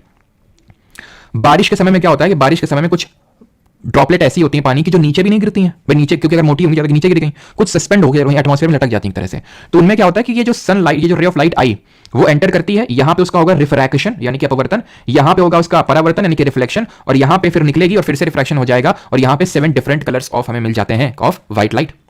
ये तभी होता है जब सस्पेंडेड होंगे और यहां पे सनलाइट भी होगी। और हमेशा रेनबो जो होता है वो सन की ऑपोजिट डायरेक्शन में बनता है, सन की ऑपोजिट डायरेक्शन में बनेगा। क्यों भैया, जैसे सन यहां पे है तो यहां पे लाइट जब फेंक के मारेगा तभी तो उसके ऑपोजिट साइड में बनेगा। तो ध्यान रखना, रेनबो हमेशा सन की ऑपोजिट साइड में बनता है। अगर सन इधर है, ठीक है, मान लो कि अर्थ है, सन इधर पे है, ठीक है, सन इधर पे, तो जब यहां पे क्लियरली इस तरह से मारेगा, यहां पे जो ड्रॉपलेट होंगी, तो इस वजह से यहां पे हमें रेनबो की ऑपोजिट साइड में देखने को मिलेगा। रेनबो क्यों फॉर्म हुआ समझ गया आप, रेनबो फॉर्म हुआ एक तरह से यहां पे व्हाइट लाइट का हुआ डिस्पर्जन, व्हाइट लाइट का हुआ डिस्पर्जन। एक बार इसने सीडीएस में ये क्वेश्चन पूछ लिया कि रेनबो का मतलब एक जो ड्रॉपलेट होता है उसमें क्या क्या होता है, तो इसमें 2 रिफ्रैक्शन हो रहे हैं, 2 बार रिफ्रैक्शन और 1 बार रिफ्लेक्शन। तो 2 बार रिफ्रैक्शन, 2 बार अपवर्तन और 1 बार परावर्तन यानी रिफ्लेक्शन। सर ये तो फिर डिस्पर्जन क्या हुआ? डिस्पर्जन पूरा फेनोमिना है जहां पे व्हाइट लाइट 7 डिफरेंट रंगों में बट गई, वो एक पूरा फेनोमिना है। क्लियर? अब ये बीच में जो डायग्राम बना हुआ ये क्या है? तो ध्यान रखना, जब ये हमारी सनलाइट आती है ना तो इसमें विजिबल लाइट भी होती है, व्हाइट लाइट, इंफ्रारेड रेज भी होती है, माइक्रोवेव्स भी होती हैं, अल्ट्रावायलेट सब होता है, यानी कि इसको सबको पूरे को बोलते हैं इलेक्ट्रोमैग्नेटिक स्पेक्ट्रम। इलेक्ट्रोमैग्नेटिक स्पेक्ट्रम के नाम से इसको जानते हैं। ठीक है, अब इसमें एक ही क्वेश्चन बनता है। विजिबल लाइट तो हम पढ़ लिए, विजिबल लाइट में हमने ये पढ़ा कि विजिबल लाइट 7 डिफरेंट रंगों की बनी होती है, जिसमें कि जो रेड होती है, लाल, इसकी जो तरंगदैर्घ्य है, वेवलेंथ है, वो सबसे हाईएस्ट है, वेवलेंथ हाईएस्ट है, और ये घटता हुआ ऑर्डर में लगा हुआ है, जिसको कि हम विबग्योर करके भी याद कर सकते हैं, विबग्योर। ठीक है, तो विबग्योर करके याद कर सकते हैं, नीचे से ऊपर विबग्योर हो जाएगा आपका। ठीक, अब इलेक्ट्रोमैग्नेटिक स्पेक्ट्रम पे आते हैं। इसमें ये क्वेश्चन बनता है कि increasing wavelength, increasing energy, frequency के ऑर्डर में लगा दो। तो मैं तुम्हें एक ट्रिक बताता हूं। ट्रिक ये है कि एक अमीर आदमी था, रिच मैन था, विक्टोरिया में रहता था, रिच मैन इन विक्टोरिया, और वो क्या कर रहा था? वो यूज कर रहा था extra gold coins, extra gold coins, coins छोड़ दो। ठीक है, आर से हो जाएगा यहां पे रेडियो वेव्स, जो क्वेश्चन बनता है वो इससे सॉल्व हो जाएगा, मैं आपसे बोल रहा हूं। ठीक है, तो इसको बस याद कर लेना, रेडियो वेव्स। एम से हो जाएगा हमारा माइक्रोवेव्स, मतलब जो हमारी एक तरह से सनलाइट आती है उसमें डिफरेंट तरह की वेव्स होती हैं, समझ लो। आई से हो जाएगा infrared waves, infrared rays. V से विजिबल स्पेक्ट्रम, अभी हमने देखा उसको, विजिबल। यू से अल्ट्रावायलेट, जिससे हमें ओजोन लेयर प्रोटेक्ट करती है। किस लेयर ऑफ एटमॉस्फेयर में हमें ओजोन लेयर देखने को मिलती है, जल्दी से बताएंगे, और ओजोन डे कब हम मनाते हैं। और एक्स से एक्स रे, एंड जी से गामा रेज। जब हम rich man in Victoria extra gold coin में लेफ्ट से राइट जाएंगे, तो वेवलेंथ डिक्रीज करेगी, तरंगदैर्घ्य कम होगी। वेवलेंथ फ्रीक्वेंसी उल्टा होते हैं, इनवर्सली प्रोपोर्शनल होते हैं, तो फ्रीक्वेंसी आवृत्ति बढ़ेगी। इसकी एसआई यूनिट बताइए। और फ्रीक्वेंसी और एनर्जी एक साथ मैच करते हैं, इसका फॉर्मूला होता है E equal to H nu, या फिर एच एफ लिख लो तुम, एफ का मतलब फ्रीक्वेंसी। ठीक है, तो E equal to H F, तो यानी कि डायरेक्टली प्रोपोर्शनल, नहीं फ्रीक्वेंसी ज्यादा तो एनर्जी भी ज्यादा, तो एनर्जी भी, ऊर्जा भी बढ़ेगी। Is that clear? ठीक, और ये बताएंगे आप कि हम लोग स्काई रे ऑब्जर्वेटरी का इंडिया मेंबर बन चुका है। मैंने बताया था करंट अफेयर्स में, इसका हेडक्वार्टर कहां पे? स्काई रे ऑब्जर्वेटरी, इसका हेडक्वार्टर कहां पे? तो यहां पे मैंने कुछ क्वेश्चन पूछा था, फ्रीक्वेंसी की एसआई यूनिट हो जाएगी आपकी हर्ट्ज। ठीक, और जो ओजोन लेयर होती है हमारी एटमॉस्फेयर के स्ट्रेटोस्फेयर समताप मंडल में होती है, डॉप्सन यूनिट उसकी थिकनेस को मेजर करते हैं। और अभी ज्योग्राफी तो पढ़ा नहीं, इसके बाद ज्योग्राफी स्टार्ट करेंगे, और ओजोन डैम 16 सितंबर को मनाते हैं। और मैंने क्या क्वेश्चन पूछा था आपसे? स्काई रे ऑब्जर्वेटरी का हेडक्वार्टर यूनाइटेड किंगडम में, और 1250 करोड़ रुपए देके इंडिया भी उसका एक मेंबर बन गया है, जहां पे हम दूर की चीजें ऑब्जर्व करेंगे उस ऑब्जर्वेटरी से। ठीक है, और अब बढ़ते हैं आगे। ठीक है, ये आप समझ गए। अब हम आते हैं रिफ्रैक्शन इन एटमॉस्फेयर, वायुमंडल में अपवर्तन। अब यहां से हम देखने वाले हैं कि वायुमंडल में कहां पे अपवर्तन तुम्हें देखने को मिलेगा। इंग्लैंड सबका सही है, शिवम, ट्रेविस, अंजलि, सीमा पटेल सबका सही। चलो, तो अभी रिफ्रैक्शन पढ़ते हैं, अपवर्तन वायुमंडल में किस तरह से अपवर्तन होता है। तो सबसे पहला हमारा इसका एग्जाम्पल रहने वाला है ट्विंकलिंग ऑफ स्टार्स। तारे क्यों टिमटिमाते हैं? क्यों तारे टिमटिमाते हैं? क्यों हवा चलती है? क्यों उड़ती है? तो ये ट्विंकलिंग ऑफ स्टार्स यहां पे हम देखने वाले हैं। स्टार्स ट्विंकल करते हैं? देखते ही नहीं सर, फोन में लगे रहते हैं रात भर, कहाँ देखने का टाइम मिलता है? हम तो किसी और तारे को निहार रहे होते हैं। खैर, देखना कभी, अभी तो जैसे सर्दियों में ढंग से दिखते नहीं, गर्मियों में तो ढंग से दिखते हैं। तो स्टार्स जो है आपको ट्विंकल ट्विंकल करते नजर आएंगे। उसके पीछे का कारण रिफ्रैक्शन है। कैसे? रिफ्रैक्शन क्या करता है? जब ये हमारा सन है, सॉरी ये हमारा क्या है? स्टार है। सन भी वैसे हमारा एक टाइप ऑफ स्टार ही है, आपको पता होना चाहिए। ठीक है, तो जब यहां से लाइट रे चलती है, तो अर्थ के अराउंड हमें पता है एटमॉस्फेयर है। यहाँ पे हम लोग कहाँ रहते हैं? अर्थ के ऊपर रहते हैं, इतना तो सबको पता होगा ना। ऐसा तो नहीं अर्थ के अंदर वाले भी अभी कोई है यहाँ पे। ठीक है, जो बचपन का जो मिसकंसेप्शन है उसको दूर करिए। ठीक है, अर्थ के आप अंदर नहीं रहते हैं, अर्थ की सरफेस पे रहते हैं। तो यहाँ पे एटमॉस्फेयर है। एटमॉस्फेयर में डिफरेंट तरह की गैसेज हैं, और वो डिफरेंट तरह की गैसेज का डिफरेंट रिफ्रैक्टिव इंडेक्स होगा, डिफरेंट तरह का अपवर्तनांक होगा। तो जब ये रे ऑफ लाइट आएगी यहाँ पे, तो क्योंकि वो रेयर मीडियम से डेंसर मीडियम में आ रही है, तो रिफ्रैक्शन होगा। तो तुम्हें कुछ याद आ रहा है कि जैसे मान लो कि पानी में सिक्का पड़ा होता है तो उठा हुआ प्रतीत होता है। मछुआरे जो है क्लियरली मछली को मार लेते हैं, लेकिन तुम अगर जाओगे ना नहीं मार पाओगे, क्योंकि तुम्हें फिजिक्स ढंग से पढ़ी नहीं है, क्योंकि और उन्होंने पढ़ी ढंग से, क्योंकि उन्हें पता है कि एक्चुअल में जो फिश यहाँ पे दिख रही है वो यहाँ पे नहीं है, वो नीचे है, उसकी एक्चुअल पोजीशन चेंज हो गई है, एपरेंट पोजीशन दिख रही है हमें। रिफ्रैक्शन में यही होता है कि पोजीशन चेंज हो जाती है। तो जितने भी फिनोमिना, अभी हम लोग बहुत सारे फिनोमिना पढ़ेंगे, तुम्हें कंफ्यूजन होगा ये किसके से होता है, वो किसके से होता है। तो सिंपल याद रखना, जहां पे पोजीशन चेंज हो रही है, एपरेंट पोजीशन, वो रिफ्रैक्शन की वजह से हो रहा है। तो होता क्या, यहाँ पे ना एक्चुअल स्टार, तो ऐसे रे ऑफ लाइट आती है कि हमें लगता है कि वो स्टार यहाँ पे है, यानी कि एक्चुअली जहां पे स्टार है वहां पे नहीं दिख रहा। बात आती है ट्विंकल क्यों करता है, ब्लिंक क्यों करता है? तो ब्लिंक इसलिए करता है बिकॉज हमारा अर्थ कंटीन्यूअसली रोटेट हो रहा है, और हमारे अर्थ के अराउंड जो एटमॉस्फेयर है वो भी कंटीन्यूअसली चेंज हो रहा है। स्टैटिक तो है नहीं, रुक तो गया नहीं है, वो चेंज हो रहा है, गैसेस का कंपोजिशन चेंज हो रहा है। नॉट कंपोजिशन बोलेंगे, लेकिन हाँ एट अ सर्टेन प्लेस उनका कंपोजिशन चेंज हो रहा है, एकदम स्टैटिक तो है नहीं ना एटमॉस्फेयर। तो क्योंकि वो चेंज हो रहा है, तो इस वजह से वो कभी कम लाइट आएगी, कभी ज्यादा, इसलिए वो ट्विंकल करते हैं। दूसरा हमारा फिनोमेना जो कि रिफ्रैक्शन की वजह से होता है, that is advanced sunrise and delayed sunset. आप कभी गर्मियों में ऊपर जाइए, फिर सर्दियों में भी, गर्मियों में क्लियरली दिखता है कि भाई सुबह 5:45 के टाइम पे, ऐसे टाइम पे क्या होता है, हमें सूरज धीरे में ऊपर, मतलब पहले तो ऐसा लगता है रोशनी सी दिख रही है, थोड़ी सी हल्की सी रोशनी दिख रही है, और धीरे धीरे सन भी दिख जाता है। तो आप समझ जाइए कि जो भी सन हमें एकदम से दिखा, वो एक्चुअल में अभी है ही नहीं, वो एक नकली है सन, है तो असली सन है, लेकिन उसका पोजीशन अब चेंज है, वो एक्चुअल में सन अभी राइज हुआ नहीं है। सन यहां पे है, ठीक है। तो इस तरह से रे ऑफ लाइट एंटर करी हमारे एटमॉस्फेयर में, लेकिन वो रिफ्रैक्शन की वजह से उसने अपनी पोजीशन को चेंज कर दिया, ऊपर हमें दिखाई दे रहा उठा हुआ। तो एक्चुअल में सन अभी यहां पे है, रियल पोजीशन उसकी वहां पे, लेकिन दिख यहां पे रहा है 2 मिनट पहले। इसको बोलते हैं कितना, 2 मिनट पहले ही हमें सूरज सूर्योदय से पहले दिखने लगता है। और जब सूर्यास्त होता है, सनसेट होता है, तो एक्चुअल में सनसेट हो चुका है, चला गया है, लेकिन तुमको अभी नजर में आ रहा है, ऐसा लग रहा है कि नहीं अभी सन तो है होराइजन पे, सन तो अभी दिख रहा है, लेकिन एक्चुअल में वो डूब चुका है। वो आपको एक फेक पिक्चर बन रही है, बस समझ लो। 2 मिनट तक वो जा चुका है, उसके 2 मिनट बाद तक भी आपको दिखता रहता है। तो क्यों हो रहा है? रिफ्रैक्शन की वजह से। जहां पे भी पोजीशन चेंज हो रही है, रिफ्रैक्शन। अब आएंगे स्कैटरिंग ऑफ लाइट, इसको हिंदी में बोलते हैं प्रकाश का प्रकीर्णन।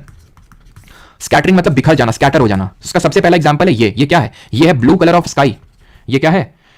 ये है ब्लू कलर ऑफ स्काई, ठीक है, ब्लू कलर ऑफ स्काई। किसकी वजह से होता है? मतलब ये स्कैटरिंग लिखा है ना, तो इसके बाद जो भी पढ़ाएंगे इसी की वजह से होगा, स्कैटरिंग की वजह से। तो प्रकीर्णन की वजह से होता है। क्यों क्यों क्यों क्यों क्यों पता है आपको? अगर फिर तो समझाते हैं क्यों। जैसे जो हमारी रे ऑफ लाइट आती है सन से, वो क्या होती है? वो एक व्हाइट लाइट होती है, वो एक व्हाइट लाइट होती है। व्हाइट लाइट 7 कलर्स की बनी होती है। तो वो जब व्हाइट लाइट एटमॉस्फेयर के कांटेक्ट में आती है, तो पता है क्या होता है?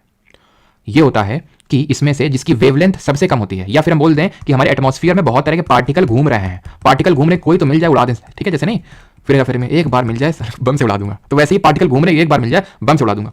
अब ये 7 कलर आए यहां पे ऊपर से नीचे उतर के, जिसमें कि रेड भी है और बाकी भी, और एक ब्लू भी है।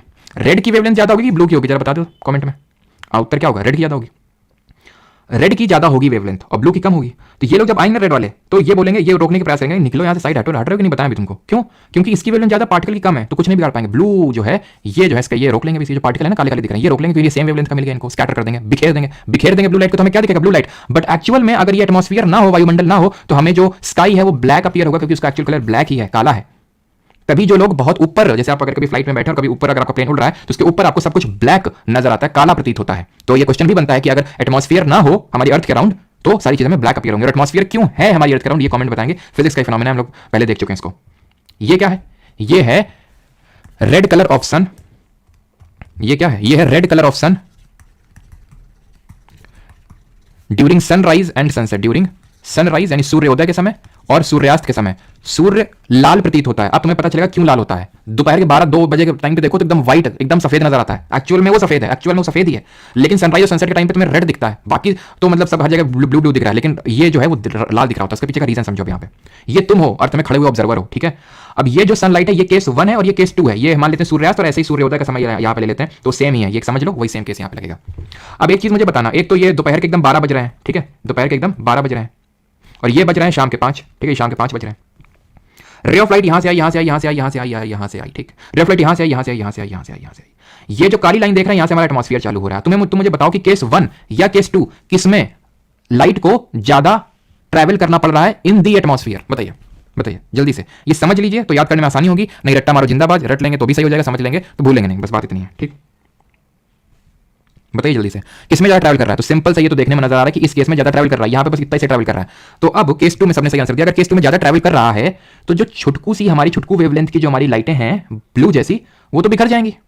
आखिर तक सक्सेस किसको मिलती है? बीच में हमें बहुत सारे डिस्ट्रैक्शन हमारे लाइफ में आते हैं, आखिरी तक वही बचता है जो इन सारे डिस्ट्रैक्शन से बच के निकल जाए। ब्लू वगैरह जो कम वेवलेंथ की है, डेविएशन क्योंकि ज्यादा होता है, स्कैटरिंग भी ज्यादा होगी, प्रकीर्णन ज्यादा होगा, ये आसमान को नीला कर देंगे, लेकिन पहुंच नहीं पाएंगे तुम्हारी आंख तक। पहुंचेगा कौन? जिसकी वेवलेंथ ज्यादा होगी। किसकी? रेड की। So is the red colour here during sunrise एंड ये सनराइज के टाइम पे कुछ इस तरह से फिनोमेना होगा, उसमें भी सेम ही तो चीज काम करेगी, सेम ही चीज तो काम करेगी। बहुत लंबा डिस्टेंस, 12 बजे बहुत कम डिस्टेंस ट्रैवल करना पड़ता है, एकदम ऊपर ही है, तो पूरा व्हाइट का व्हाइट ही उतर के चलाता है। ब्लू सब घुसे हुए हैं अभी उतना सब उसके अंदर, क्योंकि अभी हुआ ही नहीं ना स्कैटरिंग, तो सब घुसे हुए उसी के अंदर ब्लू वगैरह। यहाँ पे ब्लू सब निकल लिए क्योंकि रास्ता लंबा था। तो एडवांस्ड सनराइज और डिलेड सनसेट रिफ्रैक्शन की वजह से, और जो कलर मिल रहा है वो स्कैटरिंग की वजह से। Colour blue colour of sky, red colour of ये, तो कलर जो मिलता है वो स्कैटरिंग की वजह से मिलता है। अब ये आखिरी है हमारा example, and that is Tyndall effect. इसको बोलते हैं टिंडल इफेक्ट। ये केमिस्ट्री में भी तुम पढ़ोगे, पिछले बैच वालों ने केमिस्ट्री में पढ़ा होगा कि जैसे कि एक कोलाइडल सॉल्यूशन है, एक कोलाइडल विलेन है, ठीक है। जैसे कि दूध लो, तुम उसमें टॉर्च मारो इस तरह से, तुमको उस लाइट का पाथ विजिबल होगा, उसका रास्ता दिखेगा। इसमें दिख रहा है क्या? नहीं दिख रहा है। क्यों? क्योंकि ये पानी है, पानी के पार्टिकल इतने बड़े नहीं होते हैं कि लाइट को स्कैटर कर सकें, फैला सकें, प्रकीर्णन कर सकें, क्योंकि जब प्रकीर्णन करेंगे तभी उनका पाथ विजिबल होगा। जैसे कि ग्लास नंबर 1 में दिख रहा है, ये ग्लास नंबर 1 है और ये ग्लास नंबर 2 है।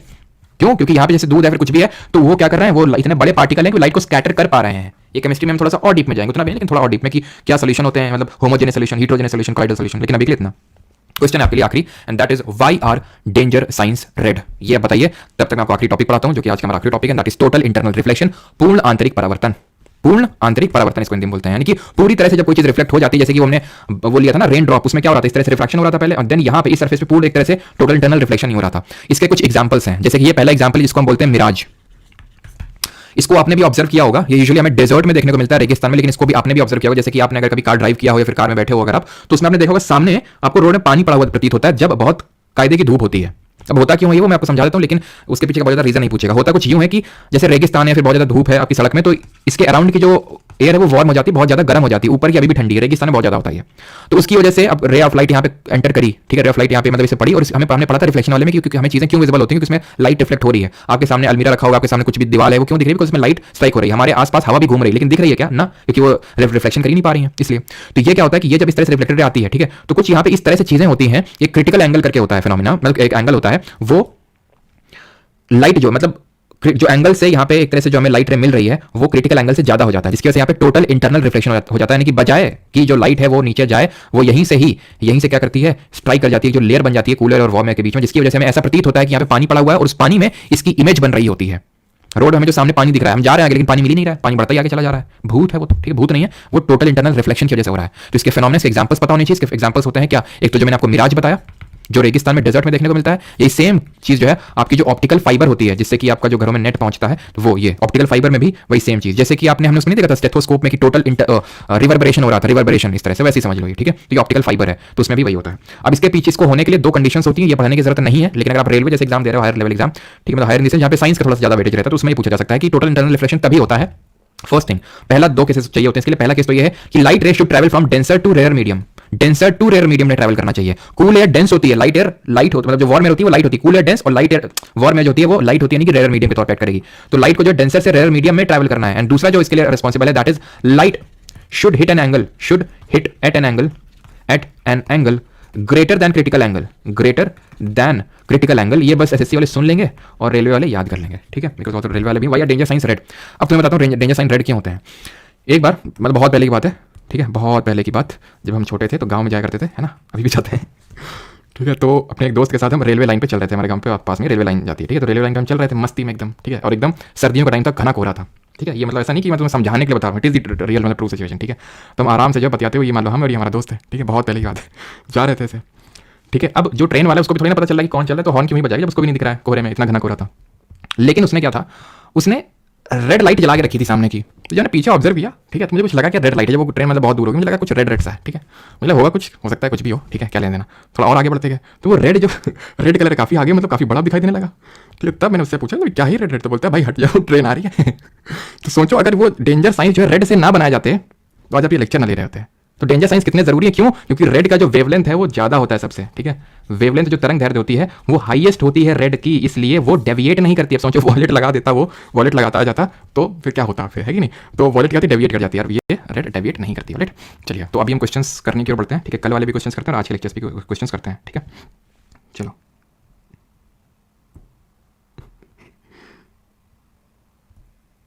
सर की कहानियां, हाँ कहानियां बिल्कुल। चलो तो अभी क्वेश्चंस करते हैं। पहला क्वेश्चन करो। सर सोचो बोलता है, हाँ भाई कुछ चीज़ें हैं भाई जो मैं गलत बोलता हूँ, मैं अंधेले को अंधेरा बोलता हूँ, ठीक है, सोचो को सोचो बोलता हूँ, ठीक है। अब क्या करें भाई, बोलते आ रहे हैं तो आदत पड़ी हुई है। तुम भी कुछ ना कुछ बोलते हो जो गलत बोलते होगे, बात यह है कि तुम पकड़े नहीं गए अभी तक, सिर्फ वाइब्रेशन। ऐसा कौन सा रेनबो था बल्ब में, सर हमें भी दिखाओ। उसके लिए तुमको अपनी आई का प्रेशर बढ़ाना पड़ेगा, बढ़वा लो तुमको भी रेनबो दिखने लगेगा। सर्च करना ग्लोकोमा में रेनबो, ग्लोकोमा रेनबो, तो जो भी लाइट ऑब्जेक्ट होते हैं वो यहाँ तक कि सन के अराउंड भी इस तरह से गोल गोल, जैसे ये मतलब बल्ब है तुम्हारा तो इसके अराउंड पूरा रेनबो बन जाता है। I am fortunate, not fortunate, unfortunate ही मुझे देखने को मिला। What will be the focal length of a convex lens with the power of 2.5 dioptre, क्या होगा भाई इसका फोकल लेंथ। भाई फोकल लेंथ क्या होता है, 1 अपॉन पावर। अब तुम बोलोगे नहीं sir power is equal to 1 upon focal length, बात तो वही है ना, बात तो वही है। तो फोकल लेंथ 1 अपॉन पावर यानी 1 अपॉन 2.5 मैं लिखूंगा, ठीक है। तो क्या पूछा यहाँ पे, व्हाट, ठीक है, तो यहाँ पे क्या आंसर हो जाएगा, यहाँ पे आंसर होगा ये और ये 2/5, 2/5 मतलब कि 0.4 मीटर, लेकिन सेंटीमीटर में है तो मीटर को सेंटीमीटर बदलने के लिए 100 से गुणा करोगे, मल्टीप्लाई करोगे तो 40 सेंटीमीटर, क्योंकि कॉन्वेक्स लेंस है इसलिए पॉजिटिव साइन लगा हुआ है, अगर नेगेटिव होता तो कॉन्केव होता, ठीक है। An image which can be obtain on a screen is called as, एक छवि जिसे स्क्रीन पर प्राप्त किया जा सकता है उसको क्या बोलते हैं, वेक्टर इमेज। आभासी छवि यानी कि वर्चुअल इमेज नहीं, रियल इमेज बोलते हैं। और रियल इमेज हमेशा कैसी होती है, इसके साथ रियल के साथ हमें क्या फ्री में मिलता है, तो रियल इमेज जो है हमेशा इन्वर्टेड होती है, उल्टी होती है, रियल इमेज हमेशा ऐसी बनती है, और वर्चुअल इमेज जो है हमेशा इरेक्ट बनती है, सीधी बनती है। Dash are formed when an opaque object comes in the path of light, dash तक बनते हैं जब कोई अपर अपारदर्शी वस्तु प्रकाश के मार्ग में आती है तो क्या बनते हैं, क्या होता है? तो रिफ्लेक्शन, ठीक है। जब कोई ओपेक ऑब्जेक्ट, ओपेक का मतलब वो होता है वो ऑब्जेक्ट जो लाइट को आर पार नहीं करता, जैसे आपका जो मान लो ट्रांसपेरेंट ग्लास है तो लाइट को आर पार कर देता है, आर पार कर देता है। हाँ, वो बात अलग है कि रिफ्रैक्शन हो जाता है, लेकिन जो ओपेक ऑब्जेक्ट होते हैं जैसे कि आपकी दीवार है, आपका बॉटल है, आपका कुछ भी है, जो चीज़ हम देख पा रहे हैं तो क्यों वो ओपेक है, ठीक है। तो लाइट को रिफ्लेक्ट करके हमें दिखा रहे हैं। White light is a mixture of how many colours, कितने कलर होते हैं व्हाइट लाइट में? तुमने देखे थे कितने होते हैं? विबग्योर होते हैं, विबग्योर होता है, ठीक है। रेड की वेवलेंथ सबसे ज्यादा, वायलेट की सबसे कम, यानी कि 1 2 3 4 5 6 7। आंसर क्या हो जाएगा? ऑप्शन नंबर डी 7, ठीक है। तो न्यूटन जी ने एक्सपेरिमेंट किया था जब उन्होंने व्हाइट लाइट को पास किया तो 7 डिफरेंट कलर्स। न्यूटन जी ने फिर ये देखा कि फिर इसके आगे प्रिज्म रख दिया। न्यूटन जी को लगा फिर और तोड़ते हैं इन सारी लाइटों को, फिर वो टूटी नहीं, बोले न्यूटन जी ज्यादा हो यार, ठीक है। तो न्यूटन जी बोलते हैं चलो कोई नहीं, कंफर्म कर लेते हैं एक बार। तो न्यूटन जी ने क्या किया, न्यूटन जी ने एक प्रिज्म और रख दिया उल्टा करके, तो ये जो 7 लाइट मिली थी ये फिर से व्हाइट लाइट में बदल गई, उल्टा रखने पर व्हाइट लाइट में बदल गई, ठीक है। Fifth, the materials through which things can be seen are called as, वह सामग्री जिसके माध्यम से चीजें देखी जा सकती हैं। यहाँ पर देखो कितना आसान सा क्वेश्चन पूछा हम 2023 में, ठीक है। तो क्या होंगे? ओपेक मटेरियल्स होंगे, ठीक है। Raman wants to use a negative wave, use a rear view in his vehicle, rear view mirror in his vehicle, which type of mirror should he pick for it. और एक चीज तो मैंने गलती आई थिंक जो सोलर ब्लास्ट फर्नेस है, notes में तो सही करवाई दिया था मैंने, सोलर ब्लास्ट फर्नेस में कॉनकेव मिरर यूज होता है, ठीक है। कॉनकेव मिरर, मैंने आई थिंक गलती से लेंस बोल दिया था वो, ठीक है। तो ध्यान रखना कॉनकेव मिरर यूज होता है, अवतल दर्पण का इस्तेमाल होता है, लेंस थोड़ी यूज करेंगे सोलर के लिए, सोलर में इतनी सारी लाइट आ रहा है, लेंस छोटे छोटे होते हैं। तो which type of mirror should he pick for it, तो रियर व्यू का यूज करना है, यानी कि गाड़ी, यानी कि जो गाड़ी के हमारे कान होते हैं, यानी कि जो पीछे देखने के लिए, यानी कि जहाँ पे एक तरह से बहुत सारी चीजें देखनी होती हैं, तो हम यहाँ पे कॉन्वेक्स मिरर का यूज करेंगे जो कि एक तरह का डाइवर्जिंग मिरर है, जहाँ पे चीजों को थोड़ा सा बड़ा करके देखना होता है, तो वहाँ पे हम कॉनकेव मिरर का यूज करते हैं जो कि कॉनकेव सॉरी जो कि एक तरह से कॉन्वर्जिंग मिरर होता है। जैसे कॉनकेव मिरर की बात करें तो सोलर ब्लास्ट फर्नेस में यूज करेंगे, प्लस जो डेंटिस्ट यूज करते हैं वो, प्लस जो हम लोग शेविंग मिरर के तौर पे यूज करते हैं वो, तो ये सारे कॉनकेव मिरर ही यूज होते हैं यहाँ पे, ठीक है। अच्छा बताइए, स्ट्रीट लाइट रिफ्लेक्टर में किसका यूज करते हैं? The dash of a ray is the angle measured from the reflected ray to the normal surface. हाँ, तो क्या होगा? बहुत आसान है। तो पहले तो हम लोगों ने रिफ्लेक्शन के लिए पढ़ा था और उसके 2 लॉ पढ़े थे। पहला लॉ ये था, पहले तो रिफ्लेक्शन पढ़ा था, तो पहला लॉ रिफ्लेक्शन का ये था कि angle of incidence is equal to angle of reflection, ये था पहला लॉ कि इंसिडेंस का एंगल रिफ्लेक्शन का एंगल बराबर होगा। फिर दूसरा लॉ ये पढ़ा था कि incident ray, reflected ray and the normal will all 3 lie in the same plane. तो ये क्या होगा? जहां पे angle measure from the reflected ray to the normal surface, इसको बोलेंगे angle of reflection. Option number B परावर्तन का कोड। Question number 8, an image formed by the convex mirror is always, देखिए आपकी शक्तियां आप काम आनी चाहिए, CHS 14 मार्च 2023 कल पढ़े थे हम लोग कि जो कॉनकेव मिरर होता है, जो कॉनकेव मिरर होता है वो क्या करता है? वो हमने देखा था कि हमेशा रियल और इन्वर्टेड, क्या पढ़ा था हम लोगों ने? चलो हम बाद में पढ़ेंगे, इसका भी आई थिंक क्वेश्चन आएगा। तो हमने पढ़ा था कि सारा रियल और इन्वर्टेड ही बनाता है इमेज, एक्सेप्ट वन केस। वो एक्सेप्शन क्या था? जब फोकस और पोल के बीच में ऑब्जेक्ट रखा होगा तो ये वर्चुअल एंड इरेक्ट इमेज बना देगा। सॉरी, कॉन्वेक्स जो होता है वो हमेशा always virtual and erect, virtual के साथ कभी इन्वर्टेड आ ही नहीं सकता है, मतलब ये तो ऐसे ही उड़ा दो तुम, ठीक है। रियल और के साथ इन्वर्टेड आता है, रियल के साथ कभी इरेक्ट नहीं हो सकती इमेज, ये भी उड़ा दो, वर्चुअल एंड इरेक्ट होगी। यानी कॉन्वेक्स मिरर हमेशा वर्चुअल एंड इरेक्ट बनाता है। मैंने बताया था convex mirror is equal to concave lens, तो कॉनकेव लेंस भी हमेशा वर्चुअल एंड इरेक्ट यानी आभासी और सीधी ही इमेज प्रतिबिंब बनाएगा। 9th, which of the following statement regarding the lens is और आर करेक्ट, इनमें से सही कौन सा ही आपसे पूछा है। पहला आपका स्टेटमेंट है power of a convex lens is represented by a positive number, power of a concave lens is represented by a negative number. Both statement are true, और ये आप आराम से कर लिए होंगे बिकॉज़ हमने कल पढ़ा था कि केव में यानी गुफा में सब नेगेटिव नेगेटिव ही होता है, तो कॉन्वेक्स में सब पॉजिटिव पॉजिटिव होगा। अब चाहे वो कॉन्वेक्स लेंस हो चाहे वो कॉन्वेक्स मिरर हो, दोनों का पॉजिटिव होगा, चाहे वो कॉनकेव लेंस हो चाहे कॉनकेव मिरर हो, है तो केव ही ना, है तो गुफा ही ना, नेगेटिव होगा बोथ 1 एंड 2। लेकिन ये देख लिया कभी करेक्ट पूछा कि नॉट करेक्ट, नॉट करेक्ट पूछा तो नीदर हो जाता। Which of the following pair of position of an object, position of an image, size of image is not correct. अब ये जल्दी से बताइए, ये है थोड़ा सा ठीक ठाक क्वेश्चन।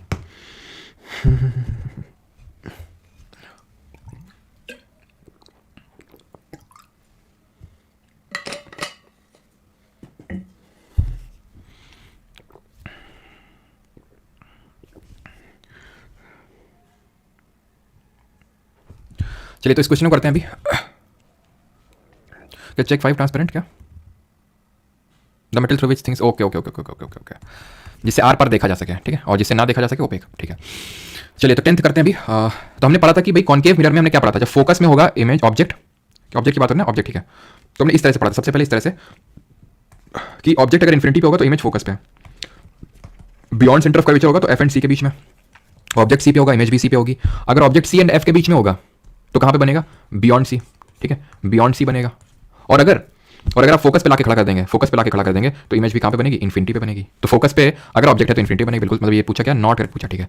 तो इसको हटा देते हैं, तो ऑब्जेक्ट अगर फोकस पे तो इन्फिनिटी बनेगा, बिटवीन सी एंड एफ है तो बियॉन्ड सी बनेगा, देखो ठीक है, भी सही है। और बियॉन्ड सी है तो एफ एंड सी के बीच में बनेगा, ये भी सही है, ठीक है। और एट इन्फिनिटी है तो फोकस में बनेगा ना कि at centre of curvature, centre of curvature तो तब बनता है जब सेंटर ऑफ कर्वेचर भी होता है। और कैसे यहाँ पे देखा था? Highly diminished, same size, enlarged, highly enlarged. और छठा केस क्या था? एक्सेप्शन केस, जहां पे फोकस और पोल के बीच में रखा हुआ था। और यहाँ पे इमेज जो है कैसी बन रही थी? यहाँ पे इमेज वर्चुअल बन रही थी, या सब केस में रियल इन्वर्टेड और यहाँ पे virtual and direct and magnified भी बनेगी, बड़ी भी बनेगी। 11th, if u is the object distance, v is the image distance, f is the focal length, f is the local length, f is the focal length, ठीक है। तो आपको स्थानीय नहीं होगा, ठीक है, फोकल होगा, फोकल दूरी of a spherical mirror when which of the following is the correct expression. तो हमने मिरर फॉर्मूला पढ़ा था 1/v + 1/u = 1/f, ठीक है। ये गलत हो जाएगा बिकॉज यहाँ पे माइनस में लिखा हुआ है, माइनस का 1/f, तो आंसर क्या होगा 1/v + 1/u = 1/f, ठीक है। और लेंस फॉर्मूला क्या होता है, ये होता है, मतलब माइनस लग जाएगा बीच में लेंस के केस में। एंड मिरर के केस में मैग्निफिकेशन का फॉर्मूला क्या होता है, height of image upon height of object is equal to -v/u। और यहाँ पे लेंस के केस में क्या होता है, magnification again height of image upon height of object is equal two plus का v/u।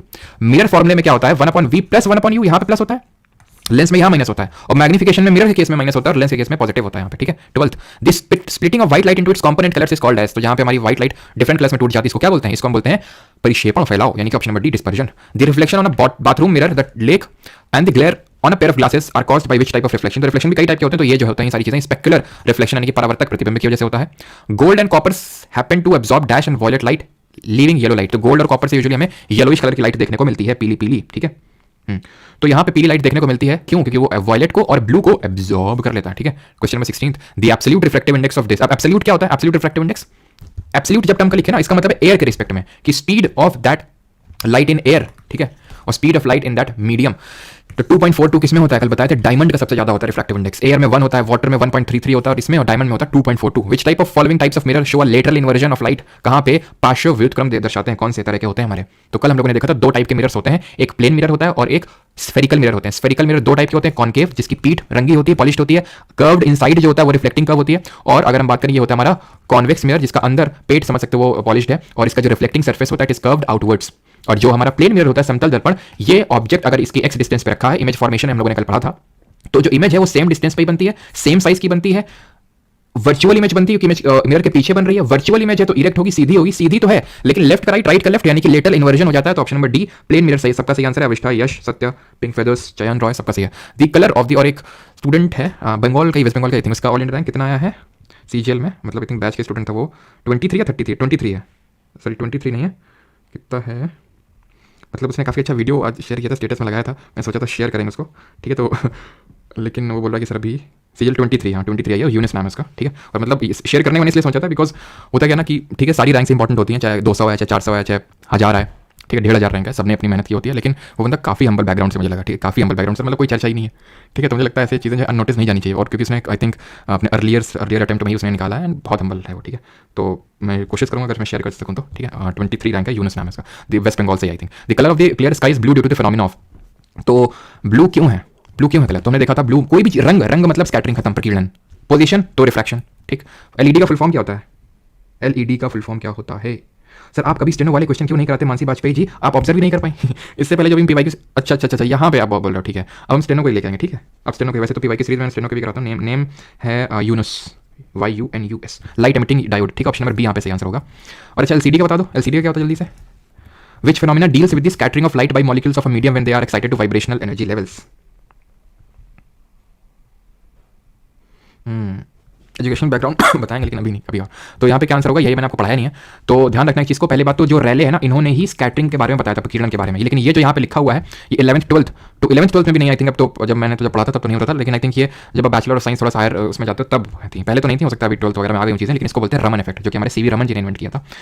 The phenomena of deviation of light rays from the original path when they pass from one medium to another is called as.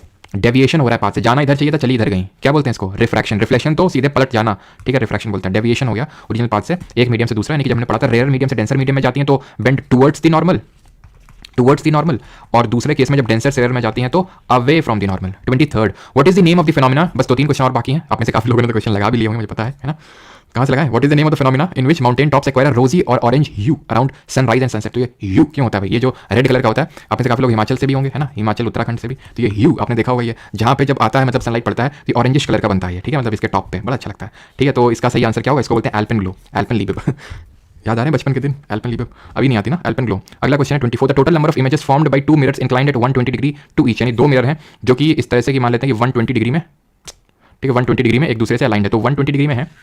तो पूछ रहा है कि अगर कोई object रख दे तो कितनी नंबर ऑफ इमेजेस बनेगी। तो यहाँ पे हम करेंगे, क्या है आपका यहाँ पे, ओके, तो 360 by theta, 360 by theta, theta मतलब एंगल कितना है, तो 360 एंगल है 120, आंसर है इसका ऑप्शन नंबर सी 3। अगर ऑड मतलब अगर ये आपका ई मतलब ऑड है, ठीक है, तो ऑप्शन नंबर 3 यहाँ पे सही, मतलब सी जिसमें 3 लिखा हुआ वो सही आपका आंसर है, ठीक है। Which among the following has its refractive index closest to that of the crown glass.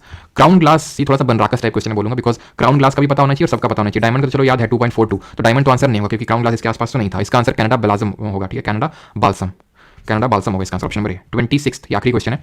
Dash states, इसका फिजिक्स से कोई लेना देना नहीं है, केमिस्ट्री का ये क्वेश्चन है, लेकिन अब क्वेश्चन आ गया सामने तो कर लेते हैं, नहीं तो केमिस्ट्री में पढ़ेंगे। Dash states that the rate of diffusion of gases are inversely proportional to the square roots of their densities among similar conditions of temperature and pressure, यानी कि जितना गैस का ज़्यादा डेंसिटी होगा उतना कम डिफ्यूजन, जितना कम उतना ज़्यादा, मतलब इस तरह से डिफ्यूजन का कॉन्सेप्ट जो हम केमिस्ट्री में पढ़ेंगे वो देता है ये लॉ, जिसको कि हम बोलते हैं ग्राहम्स लॉ। इसको आप एलिमिनेट कर सकते थे। टिंडल लॉ में तो मैंने आपको कुछ ऐसा पढ़ाया नहीं, केमिस्ट्री में पढ़ेंगे तो भी हम ऐसा कुछ नहीं पढ़ेंगे। पास्कल्स लॉ भी पढ़ चुके हैं, पास्कल प्रेशर की यूनिट, तो प्रेशर से रिलेटेड यहाँ प्रेशर से कुछ लेना देना नहीं है, वैसे लिखा तो है लेकिन यहाँ पे प्रेशर लेना देना नहीं है उससे। केपलर्स हम पढ़ चुके हैं, ये प्लैनेटरी लॉज हैं। केपलर के 3 प्लैनेटरी लॉ पढ़े थे हम लोगों ने। पहला था लॉ ऑफ ऑर्बिट कि जो ऑर्बिट में प्लैनेट घूमते हैं सन के अराउंड वो इलिप्टिकल ऑर्बिट होता है। दूसरा हमारा क्या था, दूसरा था लॉ ऑफ एरिया कि वो इक्वल एरिया स्वीप करते हैं। तीसरा था लॉ ऑफ टाइम पीरियड, जहां पे हमने क्या पढ़ा था, जल्दी से बताएंगे क्या हमने रिलेशनशिप पढ़ा था टाइम और रेडियस के बीच में, या फिर distance between the sun and planet के बीच में। अब यहाँ पे हम पढ़ेंगे ह्यूमन आई के जो क्वेश्चन हैं उनको, ज्यादा क्वेश्चन नहीं, थोड़े से ही जल्दी से कर लीजिए। पहला क्वेश्चन है ये, why can you not see objects in a dim lit room when you come from a brightly lit room. जब आप तेज रोशनी वाले कमरे से आते हैं तो आप मंद रोशनी वाले कमरे में वस्तुएं क्यों नहीं देख पाते हैं, क्योंकि आप देखना नहीं चाहते हैं। हाँ बिल्कुल सही, टाइम एरिया। सबसे पहले आंसर आया रजनीश कुमार का, बिल्कुल सही बताया रजनीश ने। T square proportional to R cube, मतलब दोनों प्रोपोर्शनल होते हैं, यानी कि अगर ज़्यादा डिस्टेंस होगी तो ज़्यादा टाइम लेगा, लेकिन इस प्रोपोर्शन में। चलिए तो इसको हम देख लेते हैं। तो why can you not see objects in a dim lit room when you come from bright lit, तो क्यों होता है, क्योंकि आपकी जो पीपल है वो छोटी हो रखी होती है जब आप ब्राइट में होते हैं, क्योंकि वो चाहता है पीपल कि आप कम आपके लाइट मतलब एंटर करें आई में, ठीक है। तो iris dilates the eye lens to allow less light to enter, the iris contracts the pupil to allow less light to enter the eye, ठीक है, ऑप्शन नंबर बी। कॉर्निया नहीं कॉन्ट्रैक्ट करता, आइरिस कॉन्ट्रैक्ट करता है people को, और ciliary muscle contract करती है लेंस को, जिससे पावर ऑफ एकोमोडेशन होता है, जिससे least distance of distinct vision कितनी होती है बताइए। Myopia is also known as myopia को क्या बोलते हैं, जहां पे पास का दिखता है दूर का नहीं दिखता है, पास का दिखता है, नियर की साइट अच्छी है अभी, ठीक है, नियर साइटेडनेस बोलते हैं उसको, ठीक है। आगे बढ़ते हैं, और इसको किस टाइप के लेंस से सही करते हैं। अच्छा, फार साइटेडनेस क्या होती है, फार साइटेडनेस होती है हाइपरमेट्रोपिया यानी कि दूरदृष्टि दोष, और हाइपरमेट्रोपिया को किससे सही करते हैं ये बताइए। तो मायोपिया में लेंस यूज करते हैं कॉनकेव, ठीक है, बिकॉज हमारा जो लेंस है वो मोटा हो गया, उसका पावर ज्यादा हो गया, तो एक नेगेटिव वाला लगाना पड़ेगा, ठीक। और फार साइटेडनेस एक तरह से हाइपरमेट्रोपिया होती है, इसको सही करने के लिए हमें कॉन्वेक्स लेंस का यूज करना पड़ता है, ठीक है। और बात करें एस्टिग्मेटिज्म की, तो ये एक तरह से यही है, एक टाइप है डिफेक्ट का, जहां पे आपका आई का जो कर्वेचर है, ठीक है, वो चेंज हो गया। कर्वेचर मतलब वही कर्व उसका मोटा और पतला हो गया है, तो वही बोलते हैं उसको एस्टिग्मेटिज्म, ठीक है। प्रेसबायोपिया जहां पे बाइफोकल लेंस का यूज करना पड़ता है, बिकॉज उसमें मायोपिया हाइपरमेट्रोपिया दोनों हो चुका है। ये लेंस की फ्लेक्सिबिलिटी लूज या फिर लेंस के रिजिड होने की वजह से जो हो जाता है, ठीक है। Behind the cornea there is a dark muscular structure, इसको क्या बोलते हैं, डार्क मस्कुलर स्ट्रक्चर होता है जो कि प्यूपिल को कंट्रोल करता है, और वो है आइरिस। अब तुमसे मैं क्वेश्चन पूछता हूं जो मैं पूछना चाह रहा था, पहले भूल गया था, दिमाग से निकल गया था, अब पूछता हूं। चारों ऑप्शन तुम्हारे सामने हैं, इनमें से कौन कलर ऑफ आई को डिटरमाइन करता है। आपने देखा होगा ना, वो नीली नीली आंखें, तो क्यों होती है वो आंखें नीली, या फिर किसी की भूरी मतलब ब्राउन होती हैं, ठीक है, ज़्यादातर लोगों की ब्लैक होती हैं, तो क्यों होती हैं वो ब्लू आइज। तो ब्लू आइज या फिर किसी भी कलर ऑफ आइज हो, रेटिना, पिपल, आइरिस और लेंस में ये आइरिस की वजह से ही होती है, यानी आइरिस ही वो जो कलर आई को देता है वो आइरिस ही देता है, ठीक है। Question number 30, people who wear bifocal lens have, तो उनको क्या होता है, तो उनको होता है रेटिना, ना रेटिना नहीं होता है, आइरिस होगा बिल्कुल। आश्चर्य राय जैसे आनंद, ज़्यादा आनंद ले रहा हो, ठीक है। Bifocal lens presbyopia, option number C. अगला क्वेश्चन ये रहा, सबका सही आता है लोगों का, सोनू, अंकिता, वृंदा, अक्षिता, हेतु, ठाकुर साहब, खुशी, सबका सही है। पिंक नहीं होती, नहीं। कैटरेक्ट, मिस्टर क्लास डिलीट क्या कर दिया कैटरेक्ट को लिख के। कैटरेक्ट मोतियाबिंद जब होता है तो एक तरह से पर्दा आ गया है आपकी, ठीक है, आंखों के सामने पर्दा आ गया, झिल्ली से आ गया, झिल्ली को आराम से हटा दिया था, तो कैटरेक्ट ऐसा जेनेटिक नहीं ज़्यादा नहीं होता, और कैटरेक्ट को आराम से सही भी किया जा सकता है, इतना बड़ा डील नहीं होता है, ठीक है। चलिए, तो the part of the I which is responsible for the conversion of image of an object into neural signal, तो कौन करता है, रेटिना का काम होता है कि इमेज को न्यूरल सिग्नल्स में कन्वर्ट करेगा और इस न्यूरल सिग्नल्स को भेजेगा ब्रेन तक, optic nerves. The amount of light entering into I can be controlled by, तो इसको कौन कंट्रोल करता है, प्यूपिल कंट्रोल करता है, ये तो सबसे पहले लाइट के साथ कॉन्टैक्ट में आता है, थोड़ा रिफ्रैक्शन करता है और आई डोनेशन के टाइम पे डोनेट किया जाता है, रेटिना पे इमेज फॉर्मेशन होता है, ठीक। अब क्वेश्चन है क्या, क्वेश्चन तो है, चलो कर लेते हैं, बाकी ये देख दो होमवर्क है आपके लिए। Light ray enters the eye through the outer transparent structure the front of eye called as, तो सबसे बाहरी वाला, बाहर का सबसे बाहर है, ट्रांसपेरेंट है, फ्रंट ऑफ द आई है। मिरर यूज बाय डेंटिस्ट, कौन सा होगा, बड़ा करने के लिए कॉनकेव, सोलर ब्लास्ट फर्नेस में भी यूज होता है। रजत को हाइपरमेट्रोपिया हो गया, कोई रजत है यहाँ पे, व्हाट टाइप ऑफ लेंस कौन सा यूज करोगे बताओ, what type of lens will the ophthalmologist recommend to, अगर तुम ऑप्थेल्मोलॉजिस्ट तो रजत को कौन सा दोगे तुम, हाइपरमेट्रोपिया अगर उसको है तो।